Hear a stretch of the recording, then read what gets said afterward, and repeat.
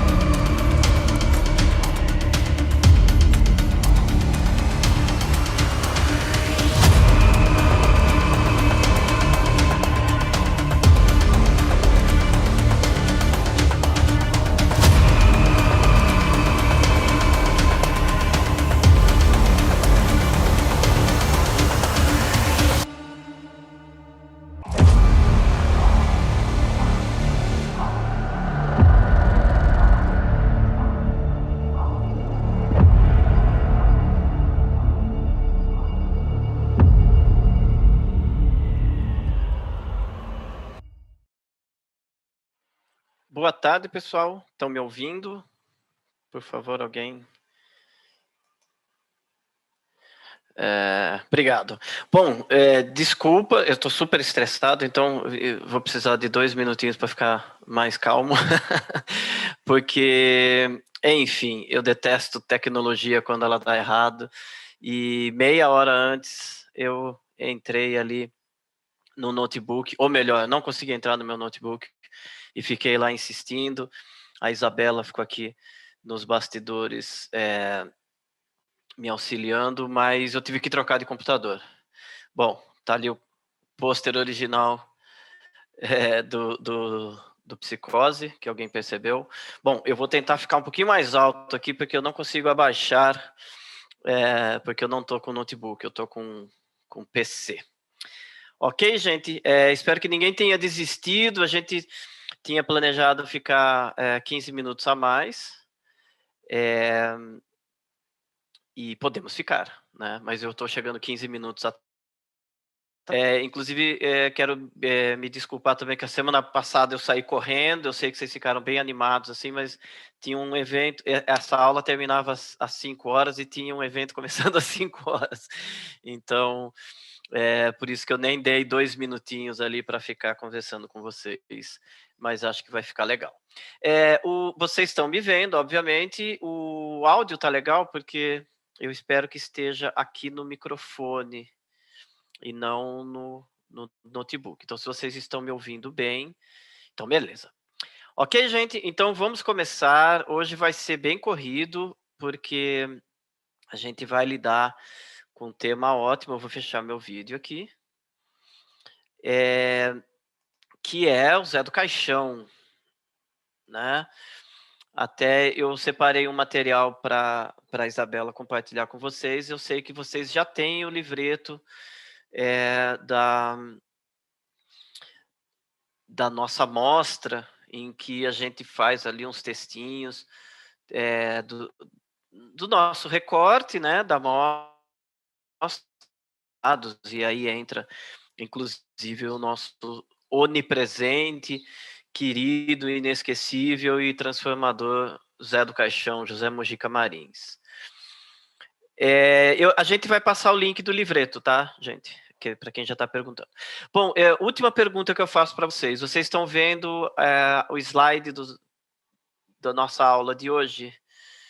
Porque aí vai ser tudo a partir... Ok, obrigado. Então vamos lá. Hoje a gente vai falar José Mojica Marins e o legado de Zé do Caixão.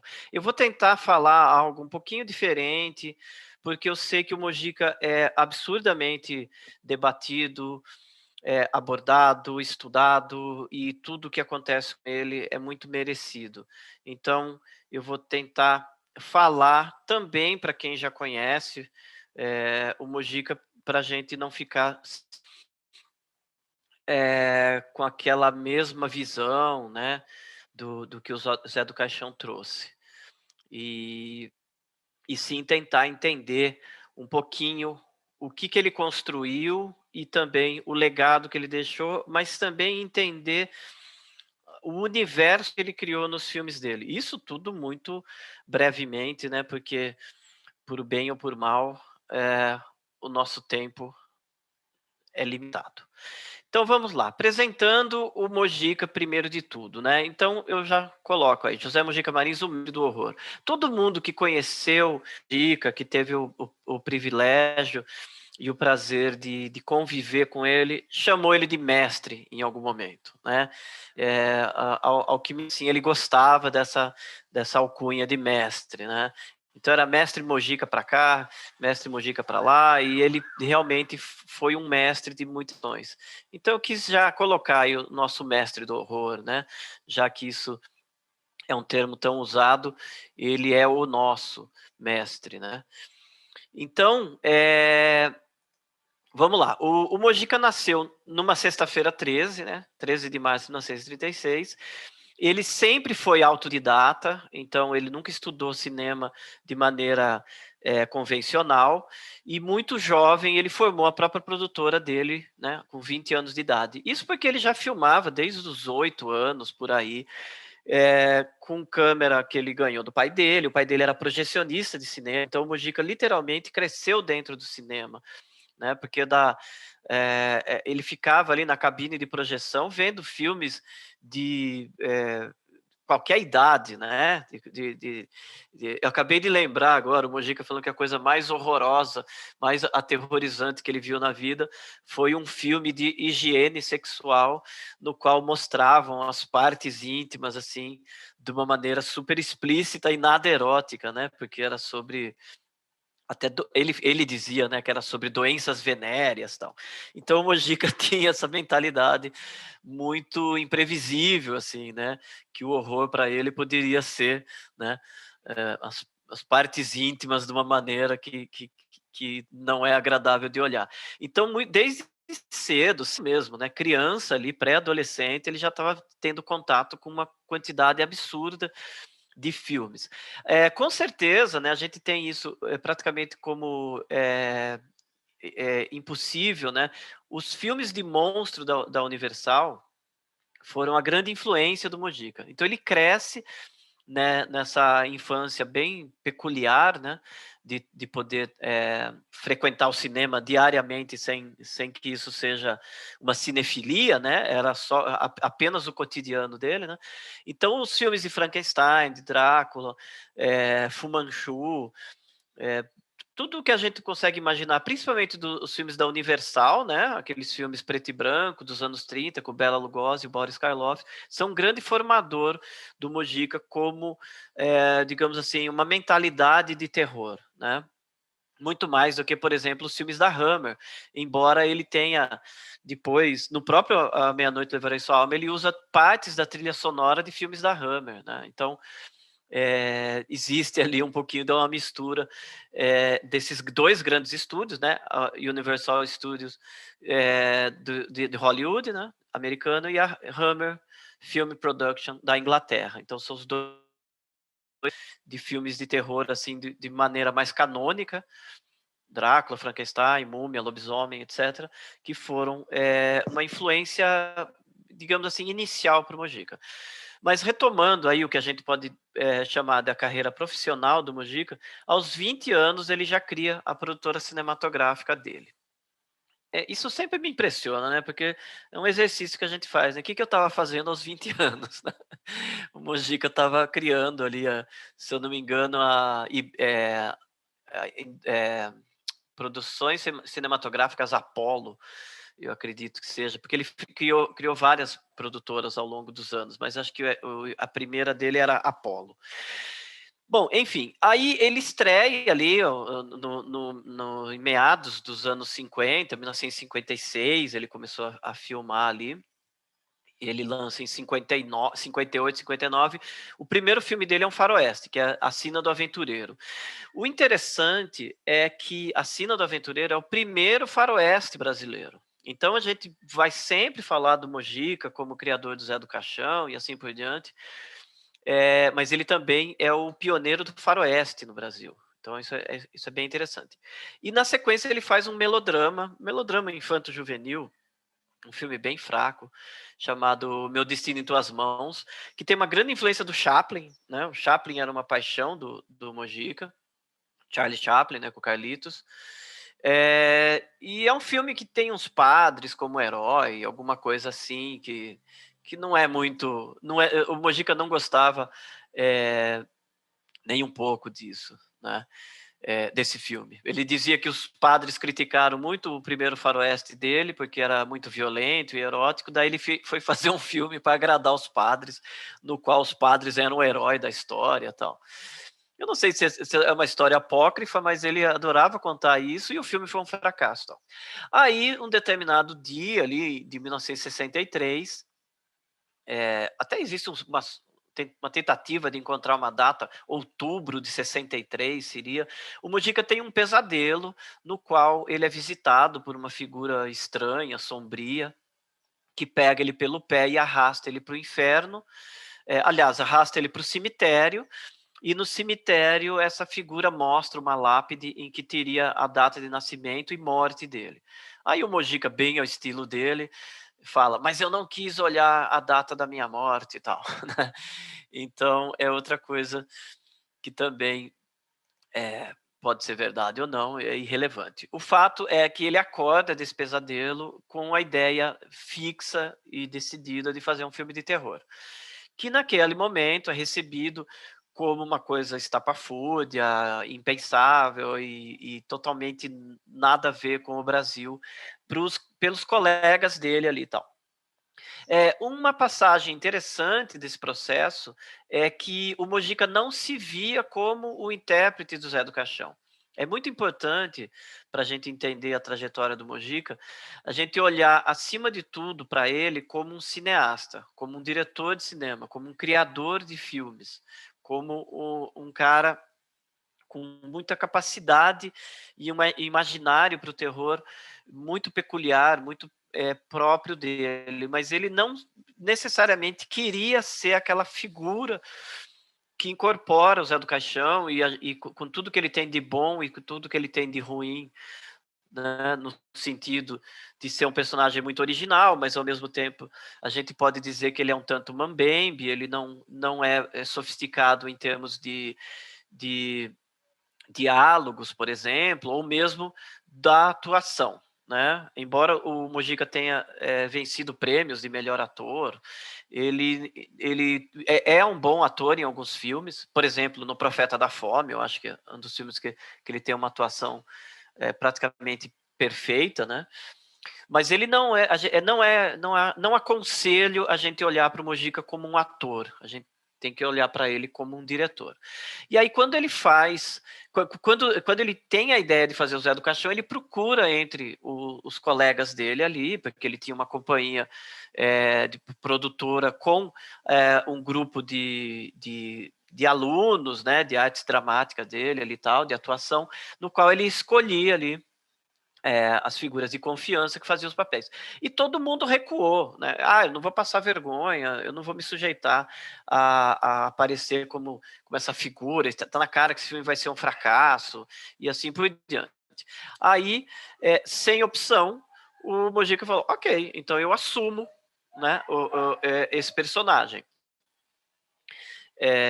E aí, enfim, nasce o Zé do Caixão. Né? Então, enfim, essa é a trajetória inicial, né? O Mojica não chegou ao cinema como um realizador de terror, mas é interessante que o terror chegou até ele.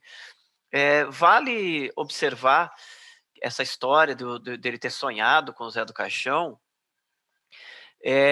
o fato de que a Mary Shelley, criadora do Frankenstein, o Bram Stoker, criador do Drácula, e o Robert Louis Stevenson, que escreveu O Médico e o Monstro, ou seja, 3 livros que a gente pode dizer que são pilares do horror, né? Frankenstein, Drácula e O Médico e o Monstro. Os 3 sonharam com a história do filme, do livro, né? O Drácula, o Bram Stoker sonhou com um vampiro, a Mary Shelley sonhou com uma criatura feita por parte de cadáveres, e o Robert Louis Stevenson, que escrevia aventuras de pirata, coisas nada a ver com terror, ele sonhou com essa criatura, né, que tinha o lado bom e o lado ruim e tal. E o Mojica se une a essa galeria nobre, eu diria, né, como um cara também que cria um ícone do horror no pesadelo. Eu não vou tentar me aventurar a ser um psicólogo amador aqui, né?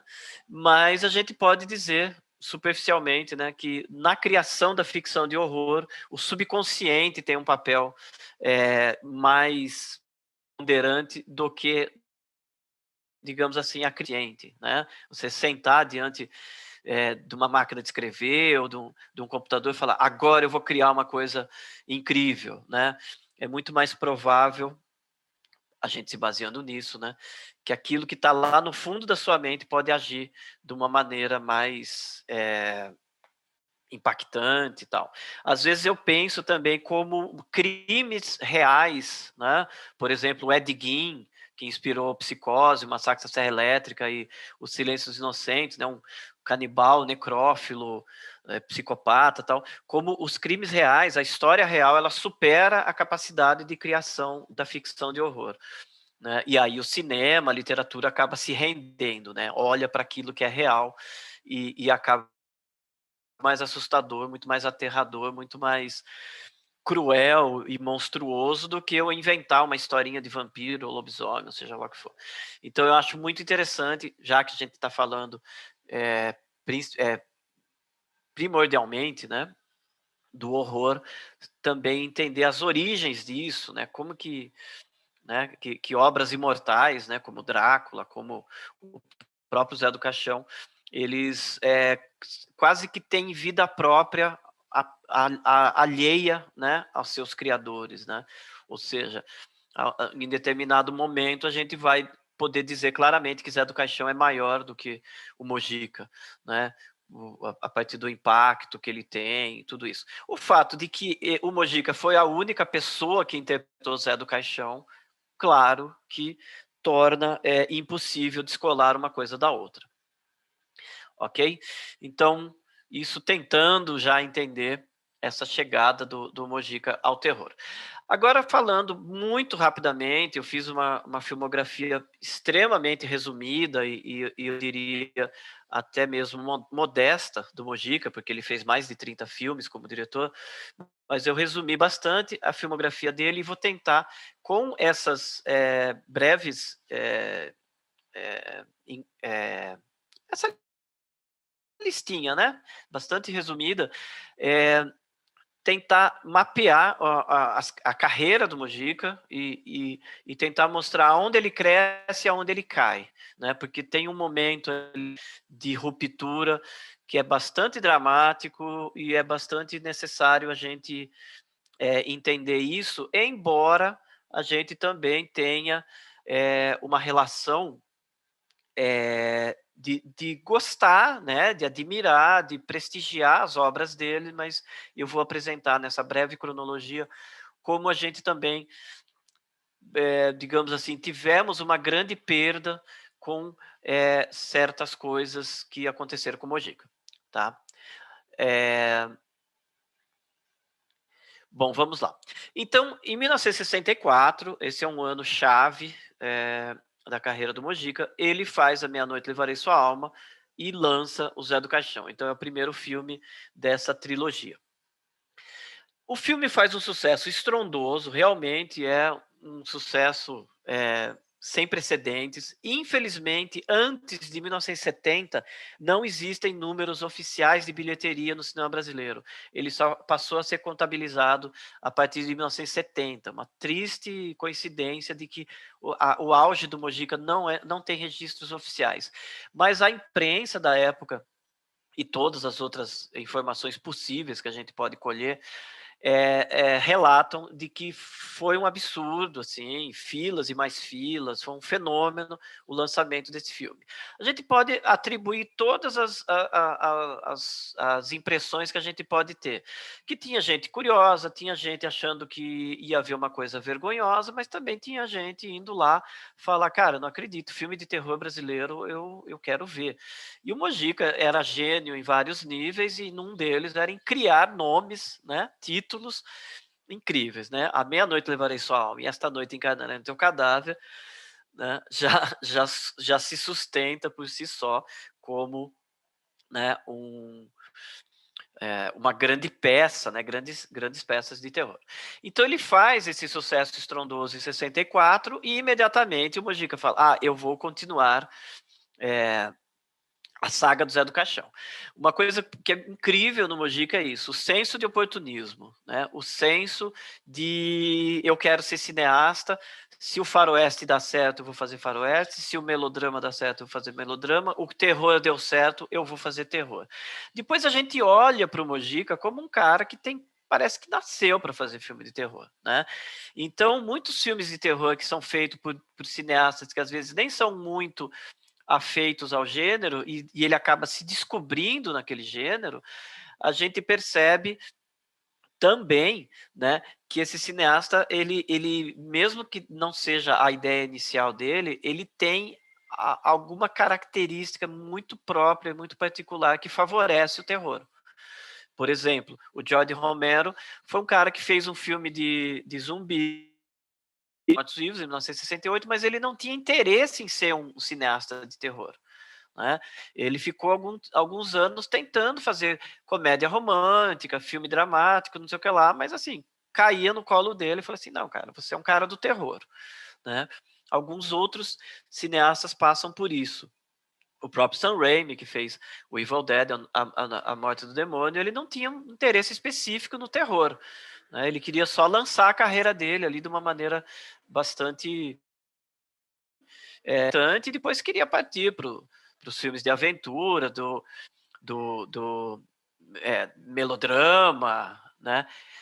Qualquer coisa que tivesse disponível. Mas ele é bom nisso, né? Ele é bom no Evil Dead e é bom em outras coisas também. Fez até filme do Homem-Aranha e tal. Mas então é interessante a gente ver isso. O cinema de terror é o gênero que mais pede uma autenticidade e uma honestidade, né?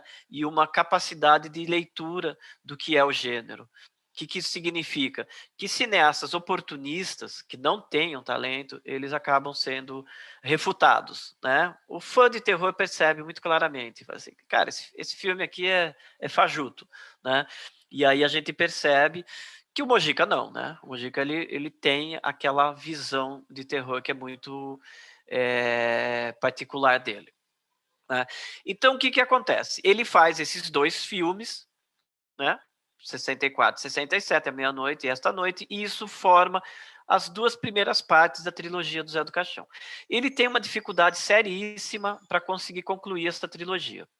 Só que em 1968 é um momento de auge absoluto na vida e na carreira do Mojica. É quando ele lança o Estranho Mundo do Zé do Caixão, que apesar de ter o nome Zé do Caixão, não tem Zé do Caixão. Eu já vou explicar isso daqui a pouco, porque é uma das coisas mais interessantes para a gente entender sobre esse personagem, né?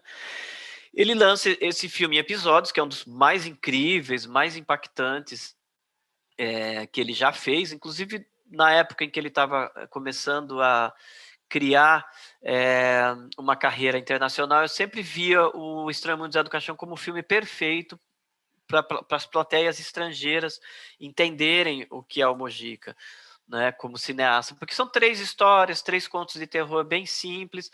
Os 2 primeiros não têm o Mojica como ator, então isso é bem interessante no sentido de ele ser um cineasta, né? Ele é um roteirista e diretor, menos do que um ator. Aí a terceira história, sim, tem ele ali em grande estilo, como Oshiak Odess, né? Já falaremos dele. E esse filme marca o primeiro encontro dele com Rubens Francisco Luchetti, que é um escritor pulp brasileiro, incrivelmente prolífico, incrivelmente criativo, um gênio da literatura de horror, literatura de detetive, de mistério, as coisas, está vivo aí com mais de 90 anos, super ativo, lançando livros praticamente a cada 2, 3 meses. Então, quem não conhece o Luquete, pode correr lá no Facebook, jogar o nome dele lá e ver o alcance dessa figura, né, como um grande nome no horror brasileiro, vamos colocar assim. Né? Então, o Mojica, que se virou muito bem nos 2 primeiros filmes, afinal de contas, A Meia-Noite e Esta Noite são 2 clássicos do terror mundial, né, não só brasileiro, sozinho, né, praticamente sozinho, escrevendo tudo, mas o Luquete, obviamente, é uma grande aquisição. Ainda em 1968, o Mojica faz um segundo filme em episódios, chamado Trilogia de Terror, no qual ele chama outros colaboradores para filmar os outros episódios. Esses outros colaboradores é o Oswaldo Candeias e o Luiz Sérgio Persson. 2 nomes importantíssimos do cinema paulista, do cinema marginal paulista. O Oswaldo Candeias é o diretor de A Margem, que é o filme que deu o pontapé inicial ao cinema marginal, né? É marginal por causa da margem, ou seja, são sobre personagens marginalizados, literalmente, à margem de um rio, né? Aqueles personagens esquecidos, e um cinema que fica à margem, né? Que tenta ali penetrar no cinema oficial, mas corre pela beirada, né? Então, foi um momento extremamente criativo do cinema paulista e uma postura extremamente interessante desses cineastas de construírem um cinema por caminhos alternativos, né? Na época que era predominante o cinema novo no Brasil, enfim, e esse pessoal conseguia um caminho alternativo. Aí vem o grande momento do Mojica. Ele estava, depois do Extremo Zé do Caixão, ele era o nome do cinema brasileiro nessa época. Mesmo tendo Glauber Rocha ali acontecendo de maneira explosiva mundialmente, o Mojica não saía da mídia. E ele era muito oportunista, muito inteligente, muito sagaz. E o que ele fez? Ele tinha um programa de televisão no qual ele contava histórias de terror semanalmente, com grande participação do Luquete, roteirizando essas histórias. Ele tinha uma revista em quadrinhos que é um clássico absoluto, um exemplar dessa revista hoje em dia passa de R$500, se você tiver a sorte de encontrar, né? Porque não é fácil. Que era roteirizada também pelo Luquete, com desenhos do Nico Rosso, que era um gênio dos quadrinhos, né? Ele lançou uma marchinha de carnaval chamada Castelo dos Horrores. Você vira o lado B em cima da hora, né? O Mojica ali fazendo o possível para cantar marchinha de carnaval. Ele tinha produtos tipo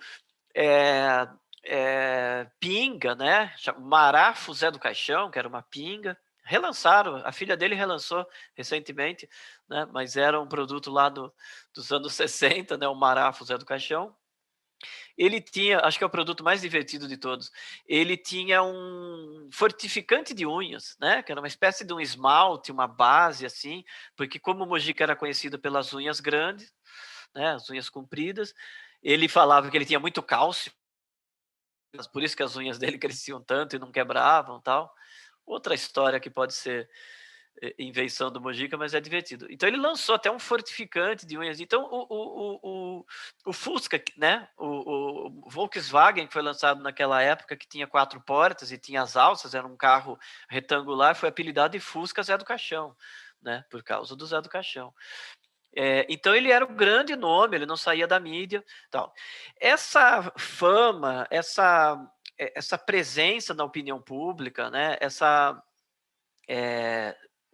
onipresença do Mojica no imaginário mesmo do povo brasileiro, né? Seja a crítica, seja o público, seja chargista, piadistas, enfim. Isso fez com que o Mojica não só esse sucesso subisse a cabeça dele no melhor sentido possível, né? Isso não é uma crítica, como vocês vão ver agora. Não só isso se tornou uma coisa que dominou o Mojica, como ele naquele momento ele já estava vivendo aquela situação de ficar naquele dilema entre criador e criatura, né? Quem é mais importante, José Mojica Marins ou Zé do Caixão? E o Mojica, como um gênio absoluto que ele foi, ele transformou isso em filme.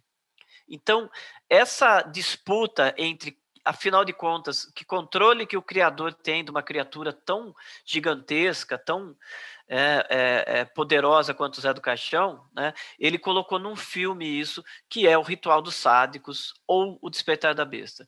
Quem nunca viu esse filme, quem está aqui conhecendo o Zé do Caixão pela primeira vez, eu diria o seguinte: assista principalmente A Meia-Noite Levarei Sua Alma, né? O começo de tudo, né? O grande filme do impacto do horror brasileiro. Então assista A Meia-Noite Levarei Sua Alma. É uma história de terror bastante inovadora, bastante única, mas ao mesmo tempo é uma história de terror convencional, no qual tem o vilão, tem a vítima, né? Não chega a ter um herói, porque, enfim, o Zé do Caixão é grande demais para sequer ser ameaçado por algum antagonista, né? Mas ele é um filme de terror assim mais tradicional dentro, né, da amplitude do que a gente pode considerar tradicional. O Ritual dos Sádicos, não. Ele já é um filme absolutamente experimental. Ele é um filme que, se a gente for levar muito rigorosamente, a gente diria que nem é um filme de terror, né? Ele acaba sendo um filme de terror, porque, enfim, né, o gênero é muito amplo. Mas ele nem é necessariamente um filme de terror. Ele é um filme metalinguístico. E o que é metalinguagem? É quando dentro do próprio filme você discute o processo criativo do filme. Então, é um filme sobre fazer cinema, né? E, ao mesmo tempo, ele é um filme psicodélico, assumidamente psicodélico, no qual as drogas lisérgicas, as drogas e outras drogas mais convencionais, tipo maconha, cocaína, elas são o tema central do filme, no qual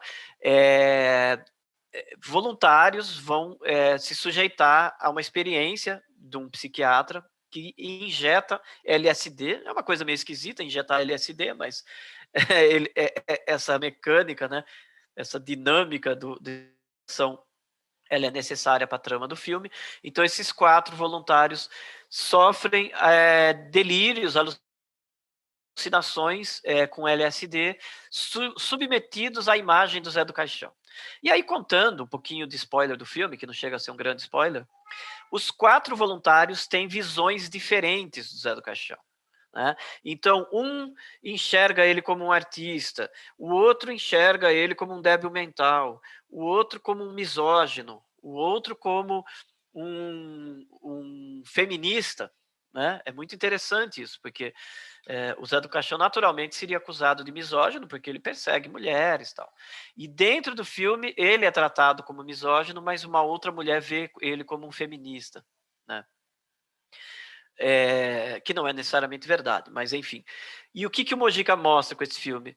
Que o Zé do Caixão, aquele momento, era tão grandioso, tão solto no mundo, ou solto no Brasil, pelo menos, que cada indivíduo tinha a sua própria visão do Zé do Caixão, não pertencia mais a ele, né? Então essas pessoas não estavam vendo o que o Zé do Caixão era, elas estavam vendo o que o Zé do Caixão significa para cada um, o que está dentro da pessoa.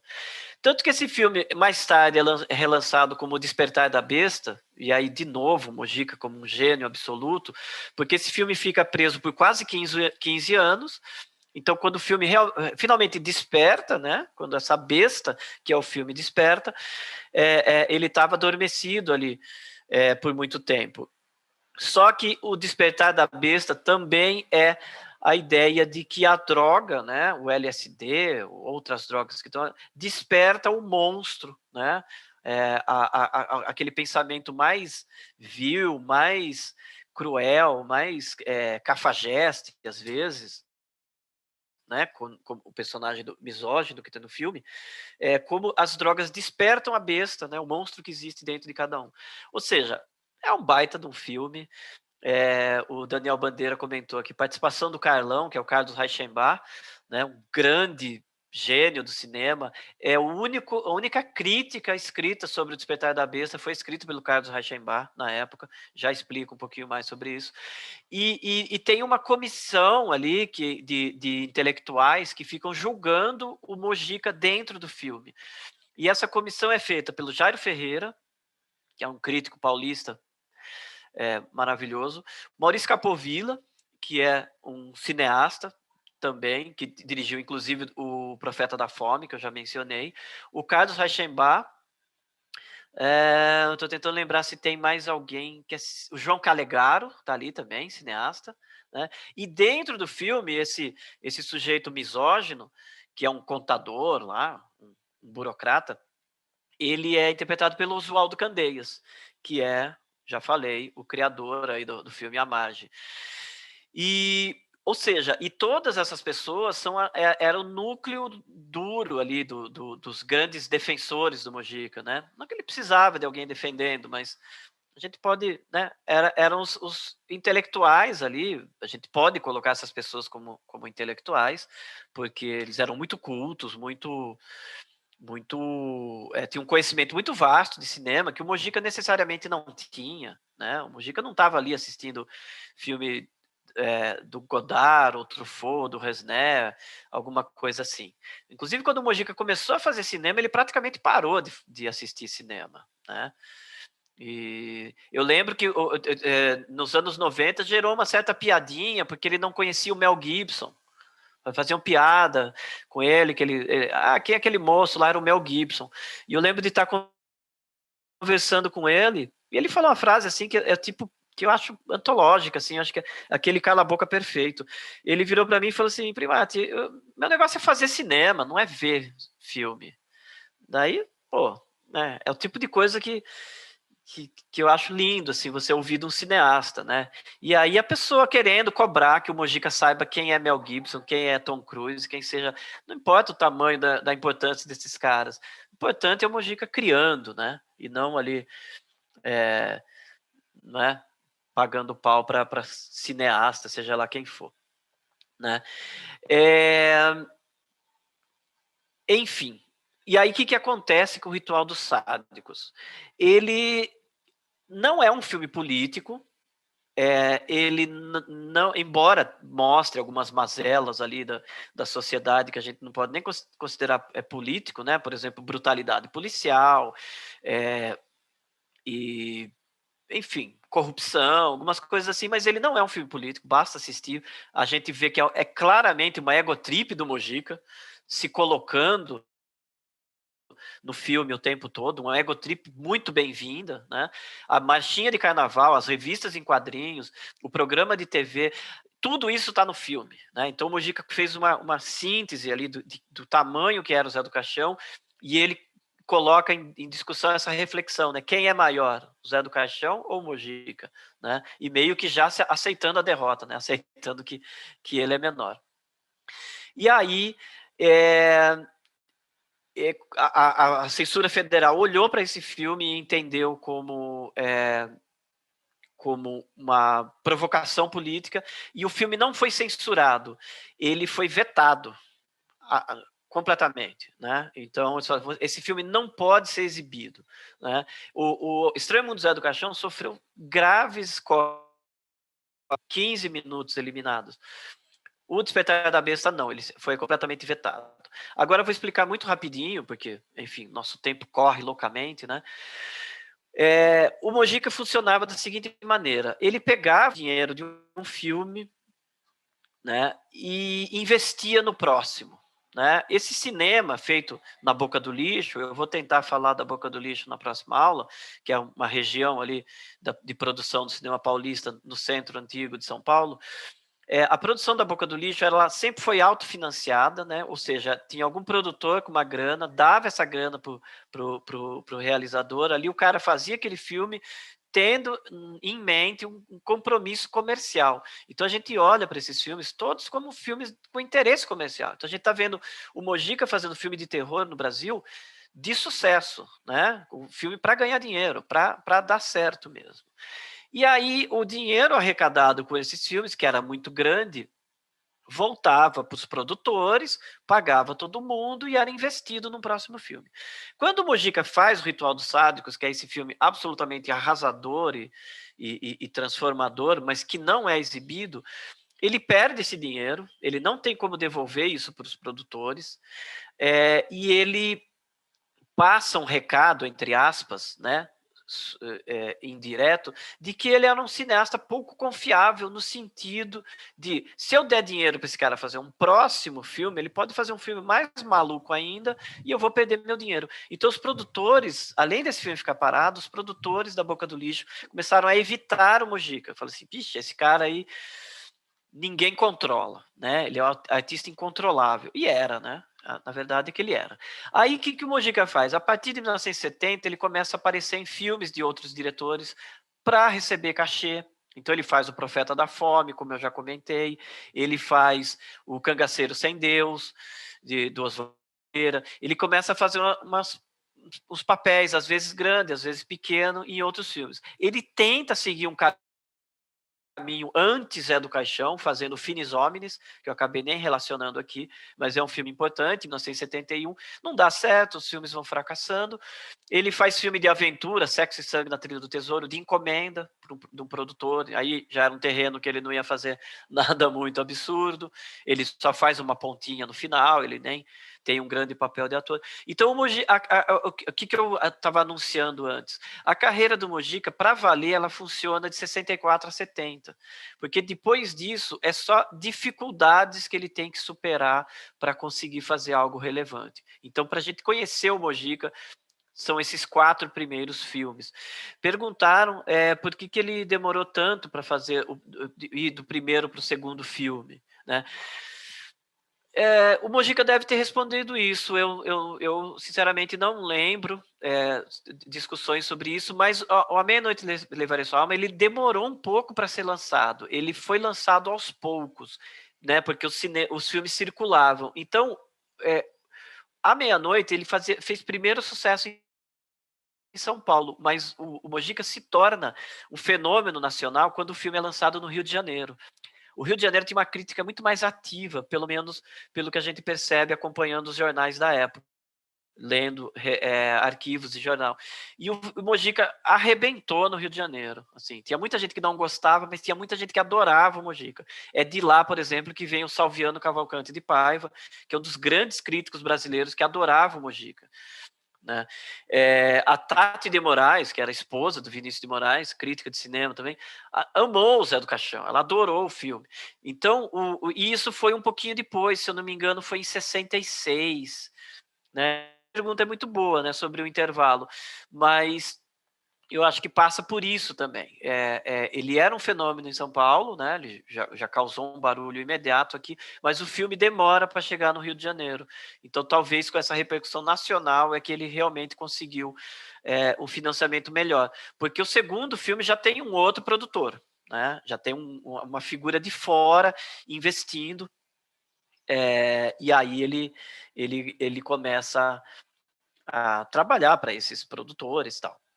Enfim, então chega um momento aí nos anos 70 em que essa censura federal aí breca a carreira do Mujica. Só que aí ele acaba tendo pequenos momentos de sobrevida, vamos dizer. Então, por exemplo, ele tem ali, com o sucesso do Exorcista, ele faz o Exorcismo Negro, que também é um filme sobre criador e criatura, mas obviamente calcado ali no Exorcista, né, um sucesso americano. E aí ele faz alguns filmes não muito bons, tipo Inferno Carnal, e um filme interessante, que é o Delírios do Anormal. Eu gosto desse filme, mas ele é para quem já está introduzido no universo do Mujica, porque ele é feito com trechos cenas censuradas dos filmes anteriores. Então a censura perseguiu muito o Mujica, cortou cenas de praticamente todos os filmes dele. Aí, num momento de revolta, ele filma ali uns 15 minutos de cenas inéditas, monta uma coisa ali que é um delírio mesmo, são uma série de pesadelos que acontecem, remete isso para a censura federal e, para surpresa dele, o filme é liberado sem cortes. Né? É uma grande ironia e, de certa maneira, quase que um grande deboche, né? A censura passa 10 anos perseguindo o cinema dele, mais e aí quando libera, libera tudo de uma vez só, sem restrições. Aí o Mojica só vai concluir a trilogia do Zé do Caixão em 2008, ou seja, 40 anos depois, né? Com essa versão já modernizada, com participação do Denison Ramalho, do Paulo Sacramento, e mais uma galera ali, o Capel Furmão nos efeitos especiais, bastante gente assim já da nova geração colaborando com o Mojica. Ufa, eu quase esgotei o nosso tempo só nessa introdução, gente, para vocês terem um indício do que é o cinema do Mojica. Aí, vamos ilustrar um pouco. Eu vi que na semana passada vocês ficaram bem animados com as artes, né? Eu adoro também. Alguém falou, nossa, cada cartaz bonito, né? Então, vejamos as artes, né, do Zé do Caixão, que são lindas também. E aqui fechando a trilogia, né? E ali em cima, um dos grandes encontros, né? José Celso Martinez Correia com José Mojica Marins, né? O Zé Celso lá do Teatro Oficina. Enfim, daqui a pouco eu mostro mais cartazes. Agora eu vou ter que correr um pouco, né? Por causa dos nossos horários apertados, né? Que eu queria trazer para vocês, né? Essa explicação. Quem fotografa a tela, printa a tela, aí fica à vontade para guardar isso daí, porque é meio complicado. Eu fiz questão de falar que tem aqueles 3 Zé do Caixão, né, da trilogia do Zé do Caixão, e os outros não são exatamente Zé do Caixão, né? Então eu fiz essa tela dos muitos Zé do Caixão. Então o Zé do Caixão número 1 eu já falei. Ele é um agente funerário, né, que não acredita em Deus nem no diabo, então ele não acredita no sobrenatural, né? Ele não acredita em alma, reencarnação, só na hereditariedade do sangue, ou seja, ele tendo um filho, a existência dele se perpetua ou tem continuidade, né? Então, isso é a primeira questão. Aí, ele fez esses 3 filmes, A Meia-Noite Levarei Sua Alma, Essa Noite Caderno Teu Cadáver e Encarnação do Demônio. Ele foi criado e escrito pelo Mojica. Quando a gente fala que ele não é sobrenatural e ele não acredita no além, como que a gente explica A Meia-Noite Levarei Sua Alma e Esta Noite Encarnarei no Teu Cadáver? A gente explica sabendo, né, assistindo aos filmes, que essas frases não são ditas pelo Zé do Caixão, apesar que, olhando o cartaz, a gente pensa que ele está ameaçando levar a nossa alma ou encarnar no nosso cadáver. Mas são vítimas do Zé do Caixão que falam isso para ele. São 2 mulheres que, quando estão prestes a morrer ali, moribunda, falam: Zé, esta noite eu voltarei e vou encarnar no teu cadáver. Como ele não acredita no sobrenatural, ele começa a ter medo que isso aconteça, e com medo de que isso aconteça, ele acaba perdendo essas convicções dele, e essa é a grande derrota do Zé do Caixão. Ele perder segurança, né, confiança nessa crença dele de que o sobrenatural não existe, né? Então, a gente vai para o segundo Zé do Caixão. Esse é uma entidade sobrenatural mística, ou seja, é o oposto total, que às vezes surge como um demônio, às vezes ele está no inferno, ele está em outras dimensões, ou ele é uma projeção de medos e recalques de pessoas comuns. Ele assombra o pesadelo dessas pessoas que tem medo de uma figura que não é humana, mas que se chama Zé do Caixão. Ele aparece no Estranho Mundo Zé do Caixão, apresentando o filme, né? Então ele aparece ali entre nuvens e trovões, como uma figura de uma outra dimensão, com uma filosofia toda mirabolante e meio incompreensível. No Ritual dos Sádicos, ele também aparece nos pesadelos e delírios dessas pessoas. No Exorcismo Negro, ele surge ali desafiando o próprio Criador, e no Delírios do Anormal também pesadelos. Então ele foi escrito na maior parte das vezes, né, a partir de argumentos do Mojica. O Mojica sempre tinha a ideia dos filmes dele, pelo Rubens Francisco Luchetti, né, esse parceiro frequente. Aí chegamos ao Oshiaki Odess, que se alguém não fez isso até agora, é só ler ao contrário, né? Que é Zé do Caixão ao contrário. Então ele é tipo um oposto do Zé do Caixão, que na verdade é a mesma pessoa. Ele usa um brinco, uma peruca, né? É o próprio Mojica que interpreta, mas a gente sabe que ali é um Zé do Caixão mais erudito, que não tem a agência funerária, mas é um outro Zé do Caixão, né? O nome permite que a gente chame ele de Zé do Caixão, porque Oshiaki Odess, né, não é mole. E aí eu descrevo ele como, né, esse cientista e professor polêmico que defende a teoria de que o instinto é mais forte que a razão, ou seja, por mais racional que você seja, o instinto vai prevalecer. E ele chega a extremos para provar isso. Eu sugiro que vocês assistam para eu não contar, porque esse episódio, Ideologia, ele tem toda uma progressão de crueldade interessante. Está dentro do Estranho Mundo do Zé do Caixão, é o último episódio. Foi escrito pelo Luquete, tem a sofisticação do Luquete muito evidente ali, né? E o Luquete chegou a escrever um roteiro para um longa que nunca foi filmado. Então, o Ochiaki Odez ia estrelar um longa chamado Sete Mulheres para um Sádico, que infelizmente nunca aconteceu. E chegamos ao José Mojica Marins, né? Eu fiz uma brincadeira que o cineasta José Mojica Marins é um personagem de ficção inspirado e interpretado pelo José Mojica Marins, né? Mas quem conheceu o Mojica, quem sabe quem é o Mojica, quem viu o Mojica em entrevista, sabe que o José Mojica Marins dos filmes não é igual ao da vida real, né? Então ele é um sujeito culto, refinado, um grande entusiasta ali do ocultismo, sempre interessado nas artes sobrenaturais, ocultas, né? E ele, nesses filmes, ele ajuda leigos, né? Pessoas, amigos dele, ou próprios cientistas, como no caso do Delírios do Anormal, sobre mistérios diversos. Então, ele tem muito mais características do próprio Luquete, que sim, é um grande figura interessada no ocultismo, em ler pra caramba, em estudar tudo quanto é tipo de coisa, né? E aparece no Exorcismo Negro e no Delírios do Anormal esse personagem do José Mojica Marins. O José Mojica Marins também aparece no Ritual dos Sádicos. Ali ele é um personagem muito mais pacato e muito mais parecido com o Mojica real. Por isso que dá uma camada extra de interesse no Ritual dos Sádicos, ver um Mojica muito parecido com o Mojica, embora você vê esse Mojica de ficção no Exorcismo Negro e no Delírios do Anormal também seja muito interessante.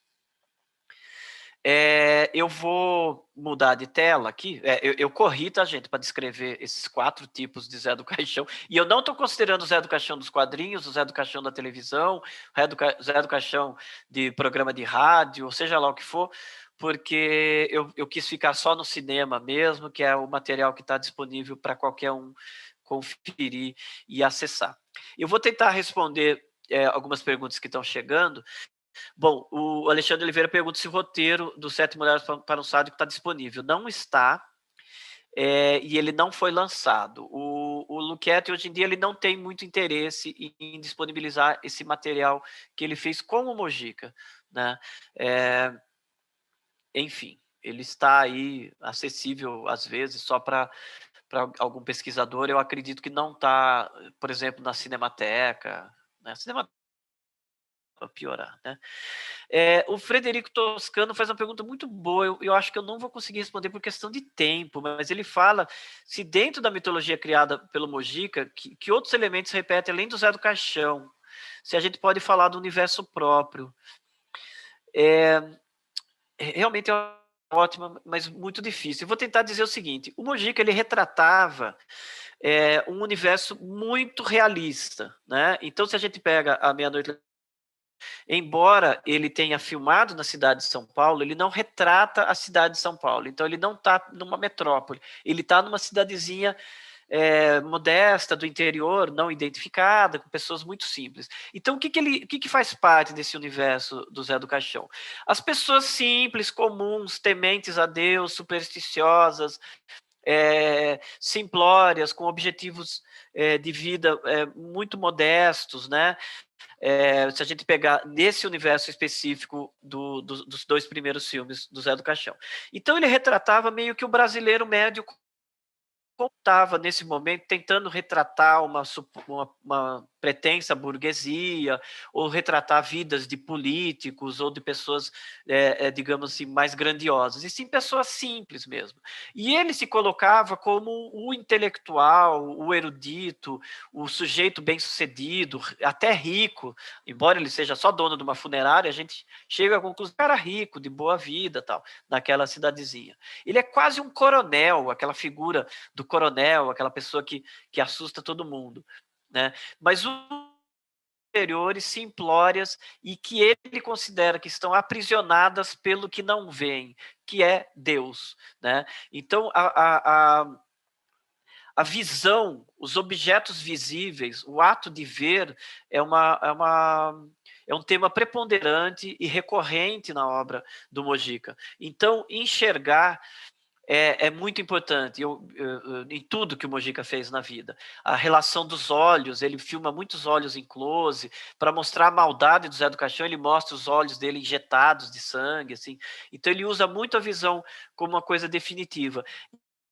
E lá no que não vê, que é Deus, é uma fraqueza do ser humano. Então eu acho isso muito interessante, porque o Mojica transfere isso para o universo do cinema, um universo essencialmente da visão, né, pictórico, dessa relação do olhar, e ele coloca Deus como essa entidade discutível, porque não pode ser vista. E ele também não acredita no diabo, né? Então ele retrata essencialmente isso, o universo que ele habita. Eu gosto muito da ideia de que nos 2 primeiros filmes o Zé do Caixão morre, né? Eu tenho que contar isso. Então ele é essa figura odiável que comete uma série de crimes bastante odiáveis também, tipo estupro, né? Ele mata pessoas de maneira cruel, mas ele, o próprio Mojica, entende que mesmo que ele tenha um discurso de contestar o papel das autoridades, a subserviência, a submissão das pessoas em relação aos padres, ou ao delegado, ou a crendices, como não comer carne em Sexta-feira Santa, deveria ser discutido como algo sensato, ele vai carregando também com essa carga de violência absurda que é praticada pelo personagem. Então, o que eu acho interessante, que eu estava dizendo, é que em determinado momento, né, no final dos filmes, ele elimina esse personagem da história, ou seja, ele reconhece que o Zé do Caixão não pertence a esse mundo, e ele morre no final. E nesses 2 filmes ele morre em decorrência da própria falta de convicção que ele tem nas próprias ideias. Ou seja, quando ele começa a ter dúvidas de todo esse universo que ele criou em torno dele, de que não existem fantasmas, de que não existe sobrenatural, não existe reencarnação, quando ele começa a ver rolando, né, que ele não se confirma essas crenças dele, ele morre de medo, literalmente. Então não é um tiro de revólver, não é a polícia cercando e levando ele preso, não é nada disso que derrota o Zé do Caixão. Ele é morto pela própria falta de convicção, né, que ele acreditava ter e passa a não ter. No Encarnação do Demônio, vocês devem ter visto, 2008, isso muda completamente urbano,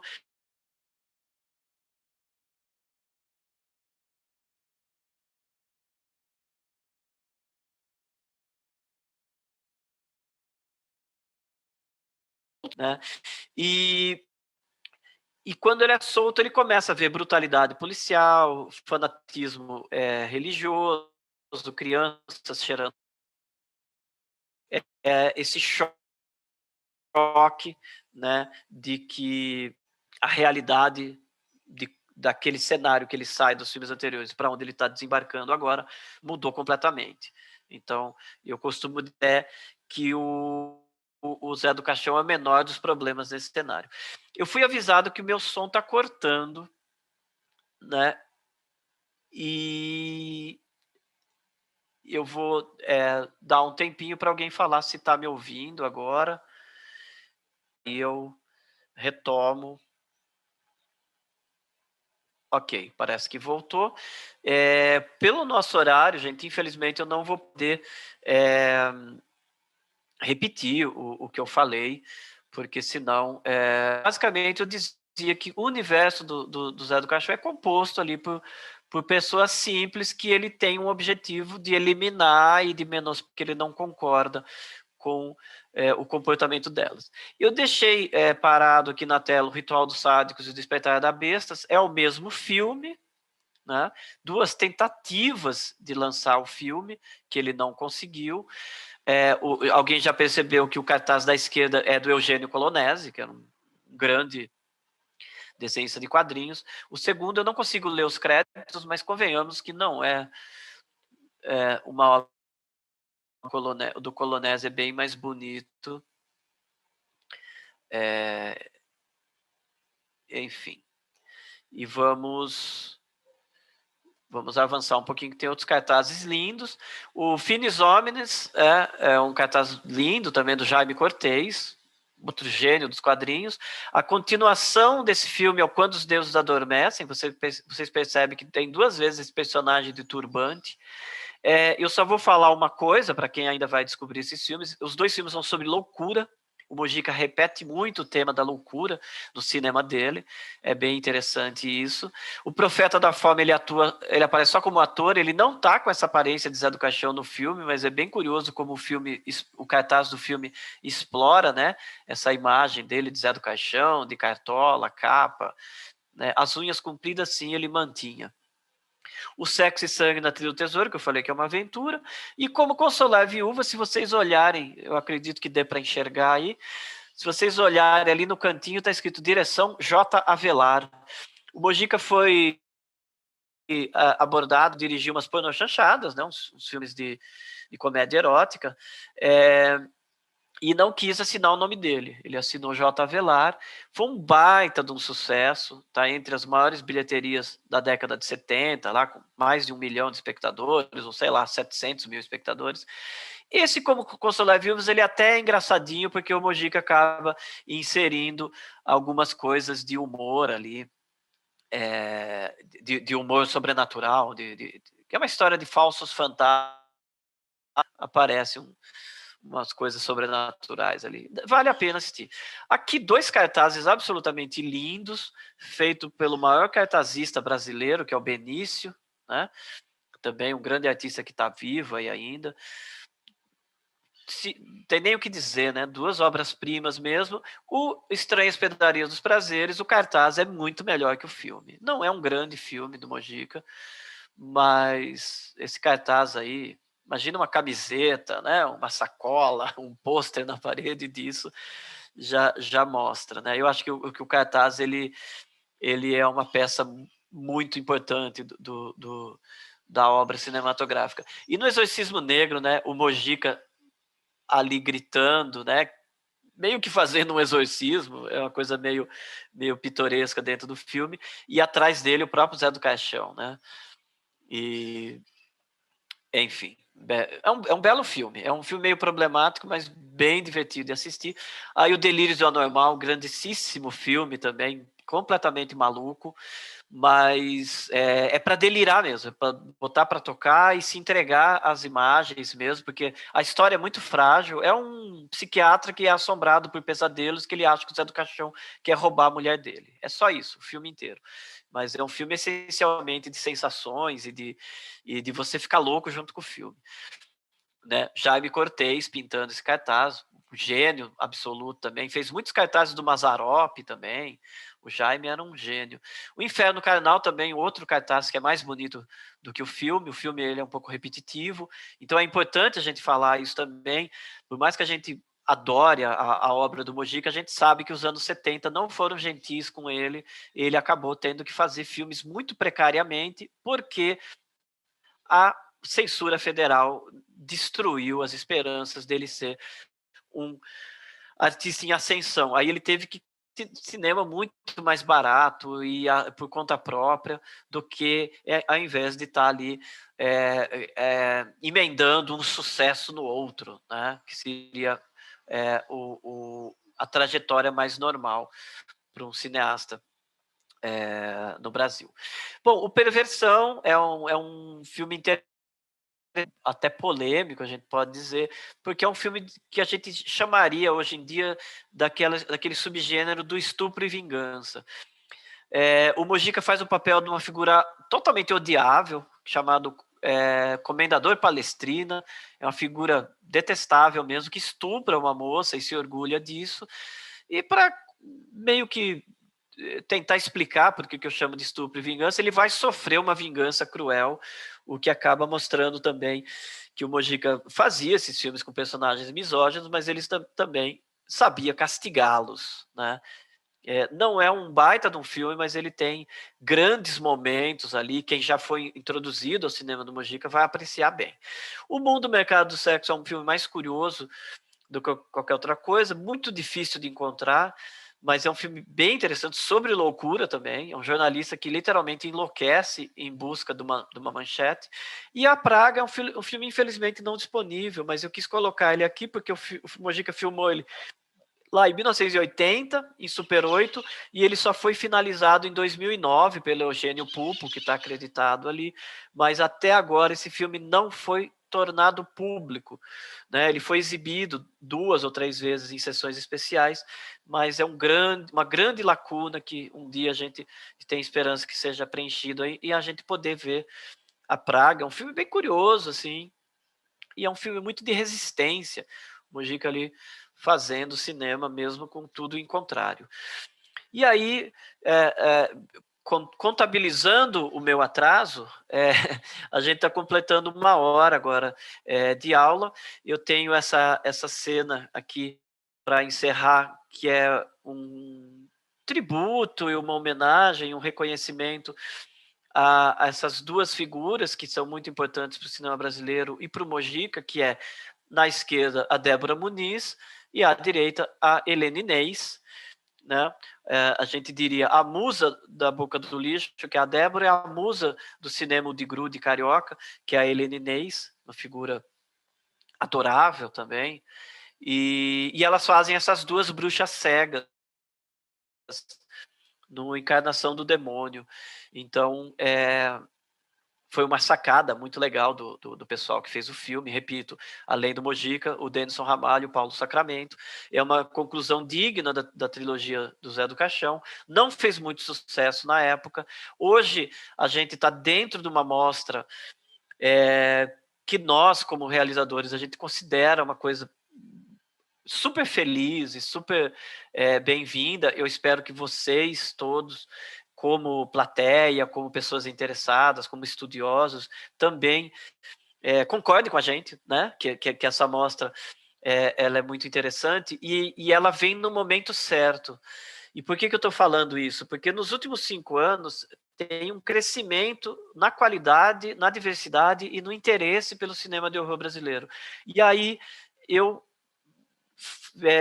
digamos assim, me dou o direito de fazer um exercício né, depois, né, eu diria que ele teria sido um sucesso. Eu estou acompanhando vocês dizendo que o som travou, né? Já voltou? Então, bom, eu dizia, vou resumir o que eu falei, eu estava dizendo que o Encarnação do Demônio, lançado em 2008, não fez sucesso, mas eu me dou o direito assim, de fazer um exercício de imaginação e dizer que se ele tivesse sido lançado 10 anos depois, ele teria feito sucesso, né? É uma pena que a gente só pode imaginar isso. Eu não gosto de fazer esse tipo de adivinhação, né? Adivinhar o futuro, tal, mas eu fico olhando o nosso cenário tão favorável, né?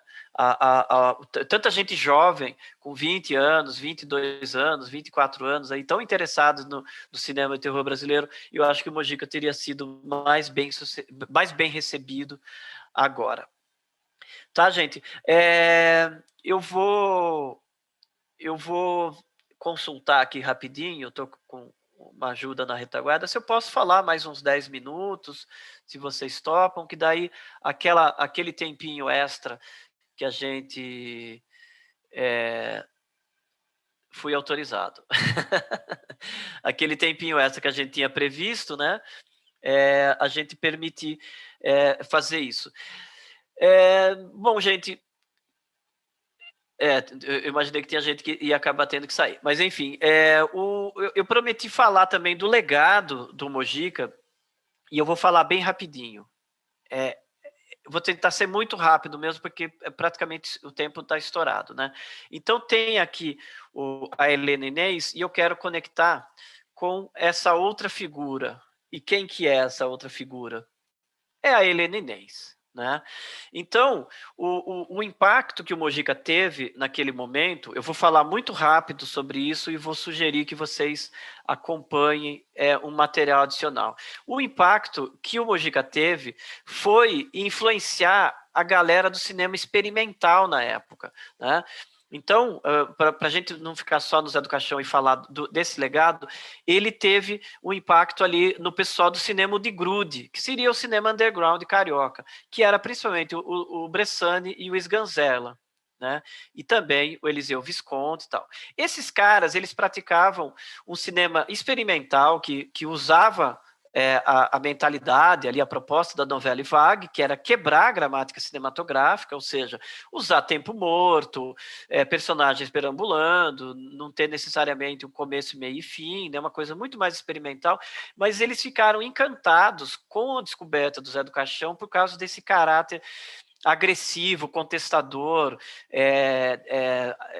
indomável, a gente pode dizer assim, mal comportado do Zé do Caixão. Então, eles assimilaram esse personagem que a gente pode chamar de marginalizado, né, um personagem maldito do Zé do Caixão, e combinaram com essa quebra da gramática convencional. Então, eu listo muito rapidamente as filmografias do Bressani, Sganzella, Eliseu, Iberê e Carlos Frederico, porque normalmente não se olha para a filmografia desses cineastas como como tendo contribuído para o terror, né? Mas hoje em dia, em que a gente olha para o cinema do Marco Dutra, né? A gente vai ver o filme da Mavi Simão, aí o Terminal Praia Grande, com filmes como A Misteriosa Morte de Pérola, a gente vê um cinema que ele é muito mais tangenciando o horror, ele come pelas bordas, ele não se preocupa mais com regras de gênero, né? E muito mais busca fazer ali uma experimentação usando o monstro, o terror ou certas regras, muito mais como uma coisa para causar reflexão, às vezes sobre linguagem cinematográfica, né? E não só sobre, digamos, estados de espíritos. Então, como esse cinema dialoga com isso, eu acho que a gente perde uma grande fatia da discussão intelectual do horror se a gente não considerar Bressani, Sganzella, Eliseu, etc., como colaboradores desse cinema. O Bressani assimilou do Mojica o fascínio pela loucura. Então, O Anjo Nasceu, Matou a Família, Barão Olavo, Família do Barulho, todos esses filmes, O Amor Louco, já diz no título, né? Todos esses filmes são sobre loucura, sobre personagens que enlouquecem e têm um comportamento muito estranho. Eu não vou contar spoilers da Eva do Rato, mas na Eva do Rato ele adapta 2 contos de terror do Machado de Assis e transforma aquilo ali num cinema absolutamente impactante, né? Quem não viu a Eva do Rato pode ir direto para esse, né? Memórias do Estrangulador de Loiras é uma brincadeira com um estrangulador, né? Um psicopata que fica estrangulando loiras durante o filme inteiro, sem parar, né? Sem descanso. O Barão Olavo é o mais assumidamente de terror dele, mas vários outros aqui também são. O Matou a Família foi ao cinema, eu costumo dizer que dialoga com o Na Mira da Morte, o Target, do Peter Bogdanovich, né, que é considerado um grande marco do terror americano, e a gente tem aqui o Matou a Família de pessoas loucas matando umas às outras, né? E aí o Sganzella tem menos experimentos nesse sentido, mas tem o Abismo, no qual ele traz o Mojica ali para participar. O Eliseu foi 2 grandes filmes, Os Monstros de Babalô é uma obra-prima, não deixem de ver, é um filme maluquíssimo, em que eu até brinquei com a teratologia, né? Ou seja, o tratado de monstros, né? Então, os monstros, né, que tem nos Monstros de Babalu e depois no Lobisomem são coisas meio nesse sentido. Bom, como eu falei, esse é um material meio extra, né? Então, por isso que eu estou correndo um pouco. E aí tem uma foto muito incrível da Belair, que tem aí essas figuras fabulosas, que é o Sganzella, o Guará Rodrigues, que é esse baixinho aí, que quem conhece os filmes do Bressani sabe que o Guará é imbatível, né? Uma figura onipresente, carismática, debochado, enfim, o Guará é um patrimônio desse cinema, né, do de Grude. Aí atrás está o Renato Laclette, que era o fotógrafo, o Júlio Bressani, com cabelo, que é bem diferente dele hoje, e o Eliseu Visconti, que dirige isso aí. Então, aí está o núcleo da Belé, que é essa produtora. Do lado, o Sganzella numa foto típica, né, meio Orson Welles, né, que era o ídolo dele. E aí, para ilustrar rapidamente, né, o cartaz dos Monstros de Babalu, esse cartaz lindíssimo do lobisomem, desenhado pelo próprio Eliseu. E aí, o que acontece? Em 1978, essa galera se reúne e faz um manifesto a favor desse cinema de terror, o de grude, desse cinema de terror experimental, e eles vão para o Festival de Brasília, organizam uma amostra de filmes de terror brasileiro, que são esses mesmos filmes que eu acabei de mencionar, e publicam um encarte no jornal Correio Brasiliense, que é sobre horror. Vejam ali no cantinho esquerdo, rapidamente, José Mojica Marins, Ivan Cardoso, Júlio Bressani, Rogério Sganzella, Eliseu Visconti e Fernando Coni Campos. Todas essas pessoas escreveram esse encarte de 8 páginas, juntaram esses filmes, cada um de um desses autores, exibiram numa mostra de cinema ali paralela. Aí eu coloquei aqui só para ilustrar, obviamente, são 8 páginas, eu vou mudar as páginas, então está aqui o texto do Décio Pinhatari, Ivan Cardoso, uma crítica do Júlio Bressani da Sina do Aventureiro, que é aquele faroeste do Mojica, né? Do lado ali uma foto do Nosferatu no Brasil, que é um clássico, né? E aí sigamos. Aqui Zé do Caixão de novo, aqui os Monstros de Babalu, que eu já mostrei o cartaz antes, ou seja, cada um contribuiu, vocês veem que a própria diagramação é uma coisa experimental, é uma coisa mais artística, né? Olha essa página com o texto de lado, a Maria Gladys ali, onde está escrito Enigma, outra figura incrível desse cinema, né? E assim, exatamente, comentou, estilo fanzine, né? E fechamos. Bom, aí essa imagem final que eu queria colocar, eu mostrei a Helena Inês lá no começo vomitando sangue, né? E aqui uma imagem do filme Mate-me, por favor, da Anita Rocha da Silveira, um filme agora de 2015, 2016, no qual a protagonista vomita sangue também, né?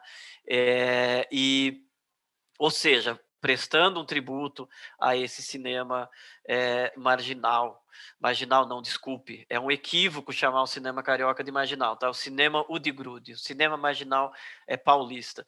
Infelizmente, a gente não pode se estender muito nisso, mas existe uma grande confusão, né, de chamar o cinema do Bressani, do Sganzella de cinema marginal. Eu sou um dos implicantes que fala, não, é cinema Udigrude, né? Tem para outros movimentos, mas dessa época é isso.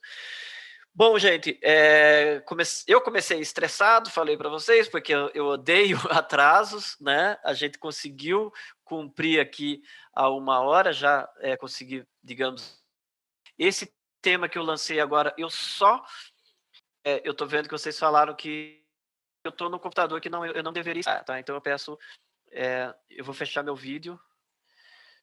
Com o vídeo fechado, vocês estão vendo melhor? Porque eu estou recebendo mensagem. Travou, voltou, travou, voltou, travou, voltou. Então vocês não vão me ver. Mas eu dizia que eu estou num computador que não é adequado, peço perdão para vocês, eu estou morrendo de raiva do meu notebook, mas eu espero que ele volte a funcionar, tá? Eu vou deixar aqui uma dica para vocês. Se vocês gostaram desse papo super a jato aí do cinema de grude, eu vou recomendar que vocês entrem no Porta Curtas, eu vou escrever aqui no chat. Porta Curtas é um link oficial ali de um catálogo de curtas, e procure um filme chamado Horror Palace Hotel, de 1978, do Jairo Ferreira e Rogério Sganzella. Porque eu sou apaixonado por esse curta, tem 40 minutos, filmado em Super 8. Além dessa mostra de cinema e desse encarte que eu mostrei para vocês, que tem online, perguntaram que tem online na Hemeroteca Digital, vou escrever aqui, Correio Brasiliense de Brasília, obviamente. de 1978. Se alguém quiser entrar lá, esse encarte é um documento histórico. No Horror Palace Hotel, esse mesmo pessoal, eles estão nesse evento, nessa mostra de horror que rolou lá em Brasília, discutindo o que é o horror.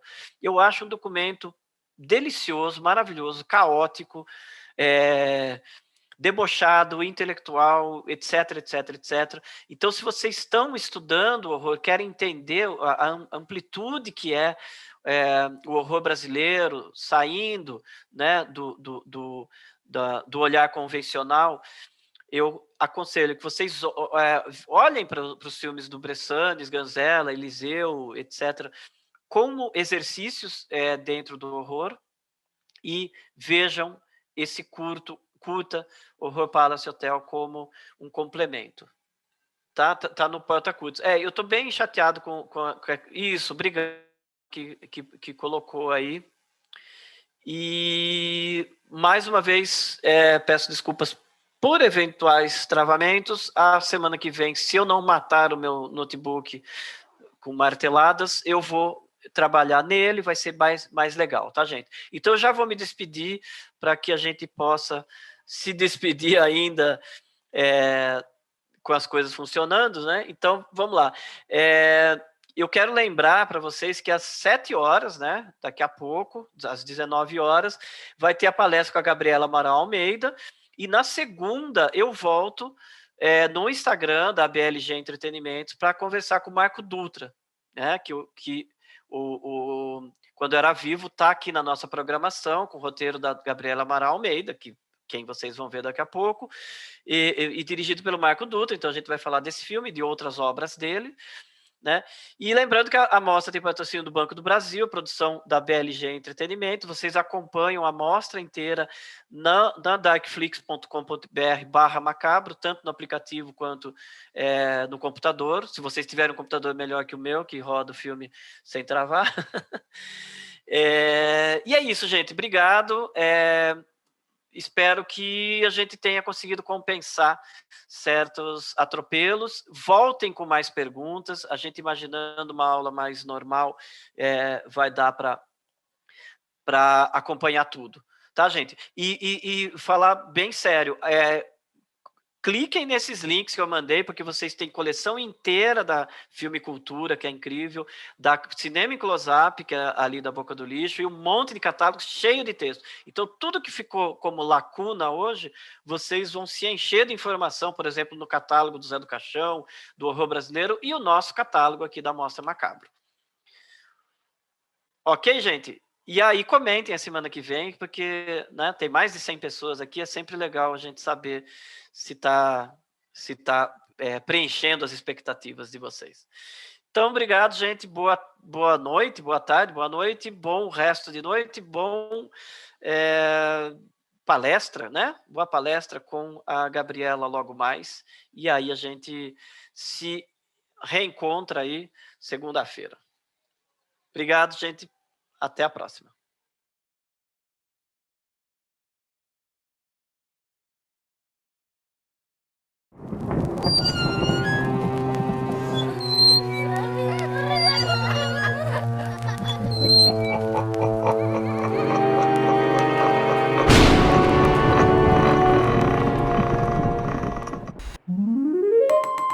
Oi, sou eu. Eu quem?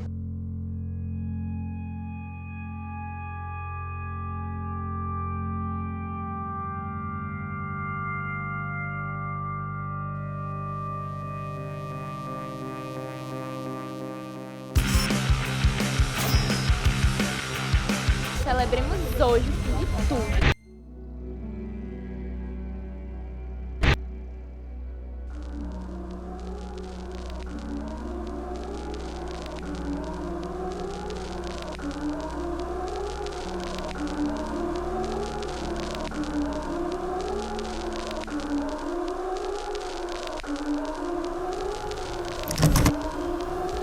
Algo que se aposta de nós como não pode se apossar. É o verdadeiro demônio!